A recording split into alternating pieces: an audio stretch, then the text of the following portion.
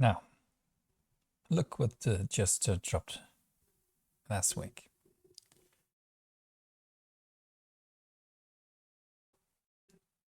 National Security Strategy of the United States of America, the November 2025 edition. Trump administration. Why don't we do a little search as a European on the term European Union.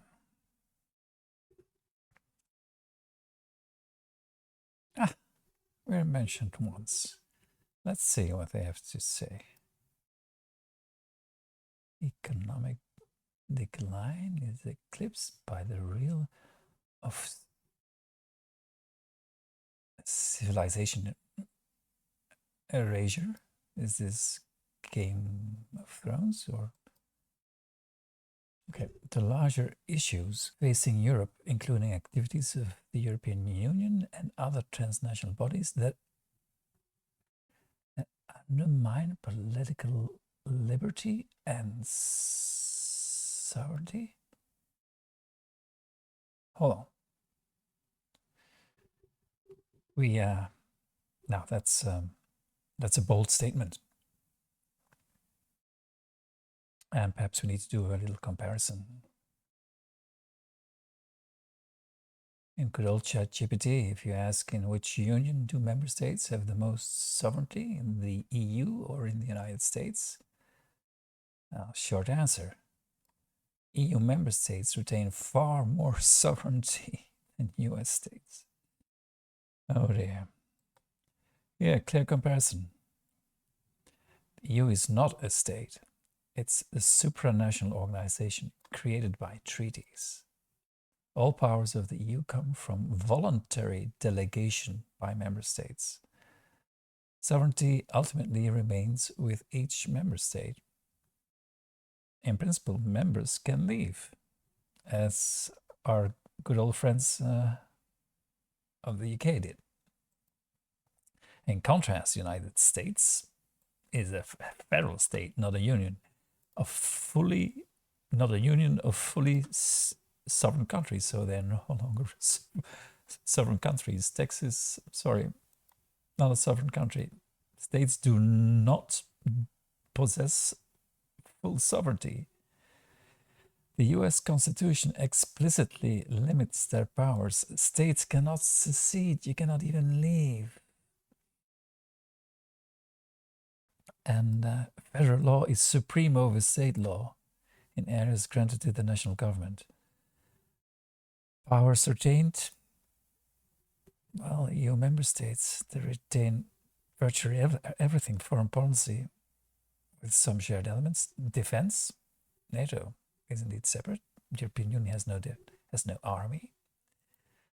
Taxation, European Union can there's no European taxes, so it's the member states that have to pay into the budget of the European Union through their own taxation. Criminal law is also local. Borders and migration. Yeah, lots of it is if you're a border state, you decide. So sovereignty with the buckload. You get to keep your constitutions and political systems. It's you that grant citizenship and nationality, not the union. And we go on. In contrast, US states, they can't have foreign policy. They can't have their own military apart from the National Guard, but as we've seen, that's also the toy of the US president. Customs or trade policies? No. Independent immigration policy? No. And they can't have their own currency. European Union, contrary to common belief perhaps, not all members have the euro as currency. And they are subordinate to the federal government in many areas like commerce, civil rights, monetary policy, international. And then there is the ability to amend the system. Before that treaty can be changed, each and every member state, including you, Texas, or you, Mississippi, need to agree on that. Not so in the US. If there's a special majority in Congress, the Constitution can be changed, even if you, Texas, don't agree. How about that for sovereignty? So, conclusion, EU member states have substantially more sovereignty than US states, and we're going to leave it at that. It's a treaty-based partnership of sovereign countries, while the US is a single sovereign state with subordinate constituent states. So we put paid to that, I believe. Now what's next? Migration policies. Yeah, it's true. Europe has a cultural migration problem, contrary to the United States, where your migrants, majority of migrants are from South American, even Mexican descent. Now, they speak Spanish. Just like English, Spanish is a European language. Some words are even similar. It's the same alphabet. And then the religion. They're Christian. They're Catholic, but they're Christian. But even then you can't support them. Now, in Europe, with all our tolerances, we have a large Muslim immigration community.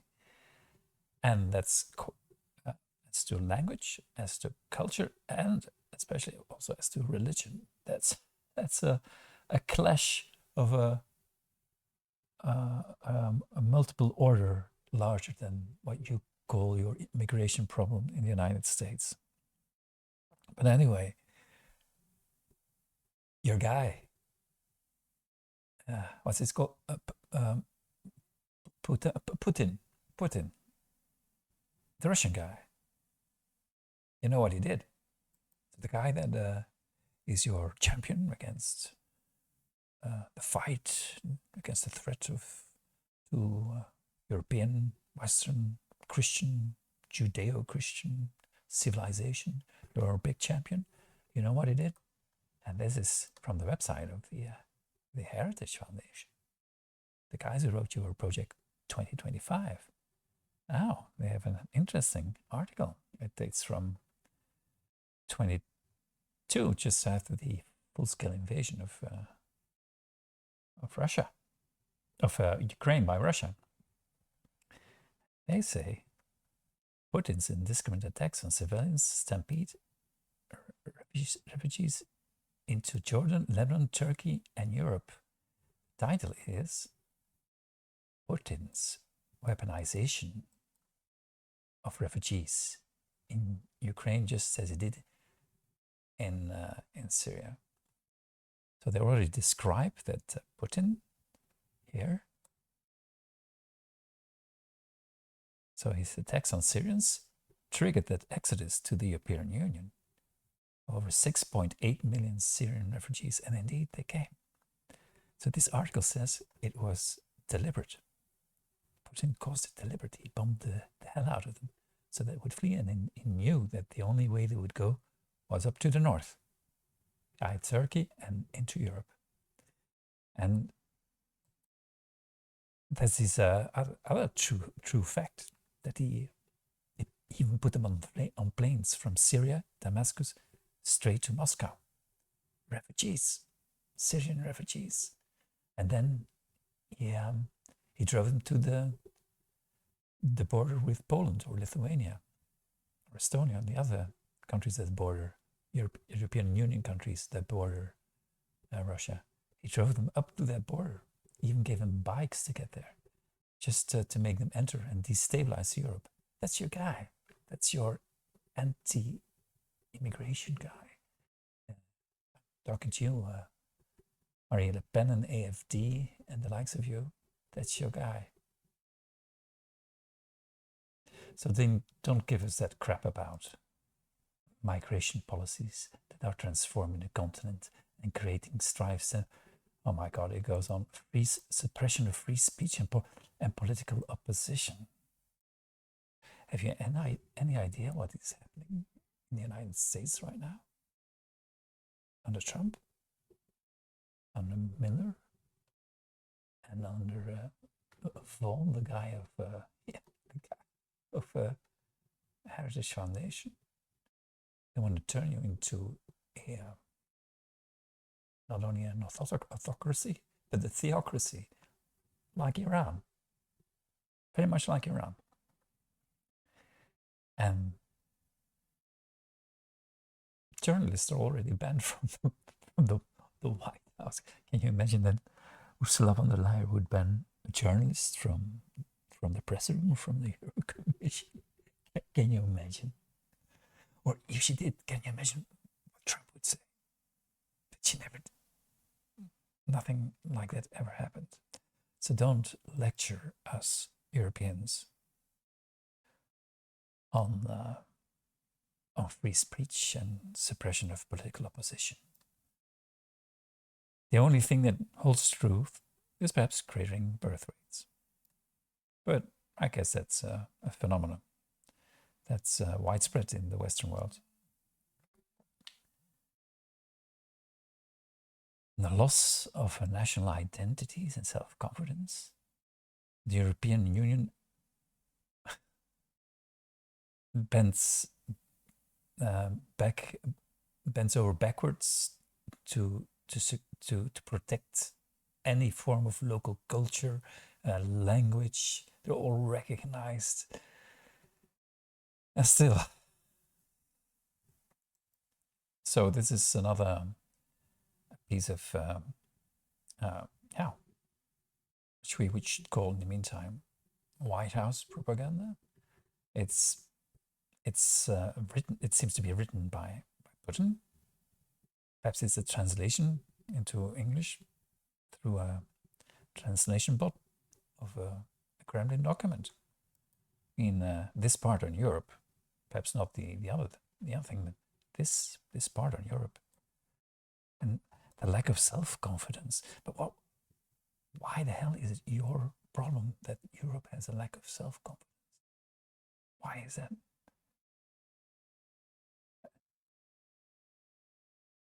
Yeah. Well, so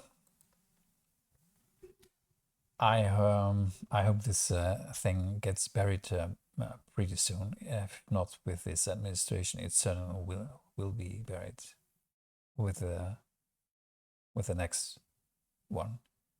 Once America has refound its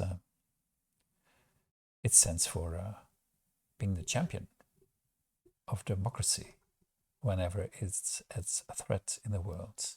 Speaking of which, if you search for democracy,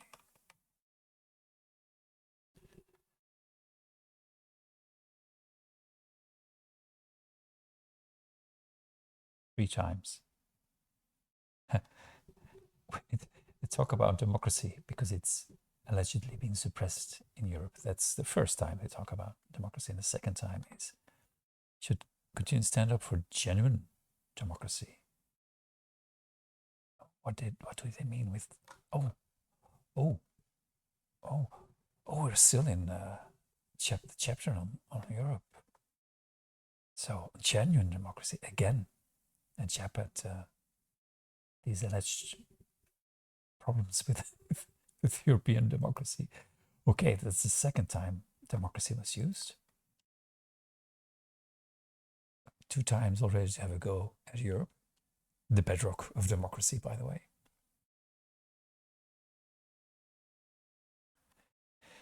And then those powers must never be abused when the guise of protecting. So again, they talk the third time they talk about democracy in the negative sense.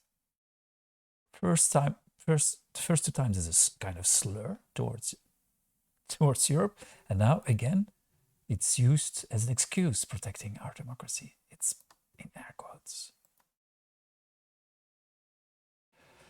Oh man, this is bad, and yeah, just look it up if you don't believe this for yourself. It's the first and last time I had a look at it, and thank you for bearing with me. See you next time. Bye bye.